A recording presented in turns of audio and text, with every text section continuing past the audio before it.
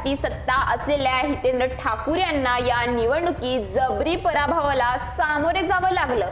त्यांच्या तिन्ही विद्यमान सीट भाजप आणि शिवसेनेने जिंकून बहुजन विकास आघाडीच्या बालेकिल्ल्याला खिंडार लावली आहे। वसईच्या परिवर्तनासाठी आणि विकासासाठी जनतेने कौल दिल्याचं नालासोपारा आणि भाजपाच्या उमेदवारांनी सांगितलं आहे।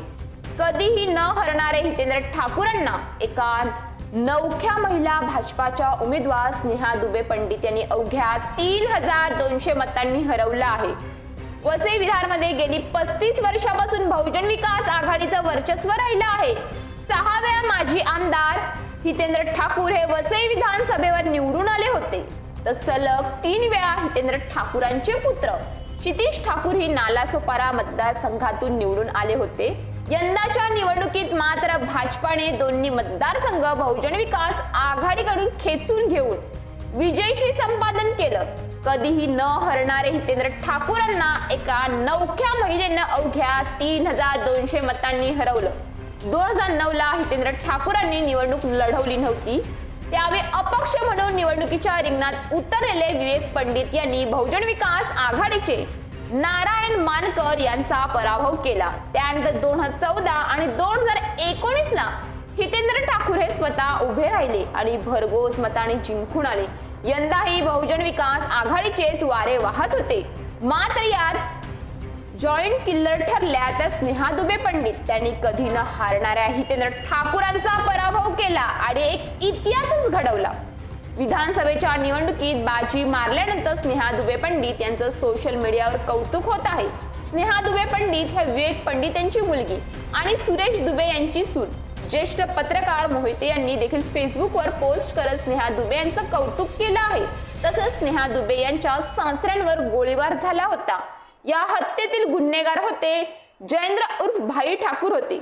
यांची एक आठवण देखील मोहिते यांनी पोस्टरद्वारे करून दिली। स्नेहा दुबे यांचे सासरे सुरेश दुबे यांच्यावर 35 वर्षापूर्वी नालासोपारा स्टेशनवर गोळ्या घालून ठार मारण्यात आलं होतं।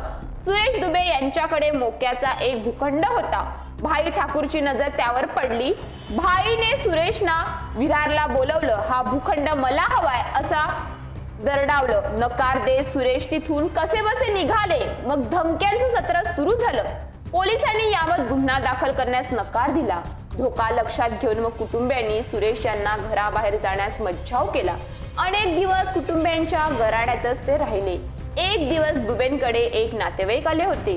अनेक दिवस घरात बसून कंटाळलेले सुरेश त्यांच्यासोबत पार्ल्यात निघाले। नालासोपारा स्टेशनच्या प्लॅटफॉर्मवर ट्रेनची वाट पाहत असताना तिथे शस्त्र घेऊन मारेकरी आणि त्यांना धडाधड सुरेश दुबे यांच्यावर गोळीबार झाला। हे सगळं प्रकरण वसईतील नागरिक, सजग लोक, श्रमजीवी संघटनेमार्फत विवेक पंडित यांनी लावून धरलं होतं। आंदोलन सुरू होती। याच काळात भाई ठाकूरचा भाऊ हितेंद्र ठाकूर राजकारणात सक्रिय झाला। त्याला कुणीच हरवू शकत नव्हतं। आता स्नेहा पंडित दुबे या नवख्या उमेदवाराने हितेंद्र ठाकूर यांचा वसईत पराभव केलाय, असं मोहिते यांनी पोस्टरद्वारे म्हटलं आहे। स्नेहा दुबे पंडित यांचा जन्म 1985 साली महाराष्ट्रातील पालघर जिल्ह्यातील वसई या ऐतिहासिक नगरीत झाला। श्रमजीवी संघटनेचे संस्थापक आणि समाजसेवक विवेक पंडित यांच्या त्या कन्या आहेत। लहानपणापासूनच त्यांना सामाजिक कार्याचे बालकडू मिळाले आणि त्यांनी वडिलांच्या पावलावर पाऊल ठेवत सामाजिक क्षेत्रात पदार्पण केले। स्नेहा दुबे यांचं उच्च शिक्षण घेत वकिलीची पदवी मिळवली। त्या न्यायाधीश आहेत। तर वाडा आणि विक्रमगड सारख्या दुर्गम भागातील महिलांना आर्थिकदृष्ट्या स्वावलंबी बनवण्यासाठी 300 बचत गट स्थापन केले आणि तब्बल 3000 महिलांना रोजगार निर्माण करून दिला। पालघर आणि ठाणे जिल्ह्यातील 70 पेक्षा जास्त महिला सरपंचांना प्रशिक्षण देऊन सक्षम नेतृत्व केले। आई सन्मान मोहिमेतून स्वतःच्या मुलाच्या नावापुढे आईचे नाव नोंदवले आणि राज्यभरात हा विचार रुजवला। या मोहिमेला सरकारनेही मान्यता दिली।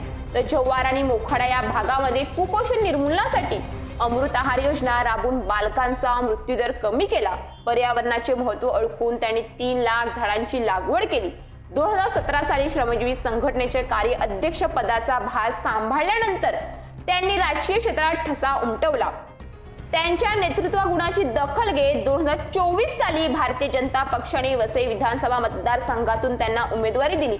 तब्बल 44 वर्षानंतर वसईमध्ये महिलेला नेतृत्व करण्याची संधी मिळवून देणाऱ्या त्या पहिल्या महिला ठरल्या।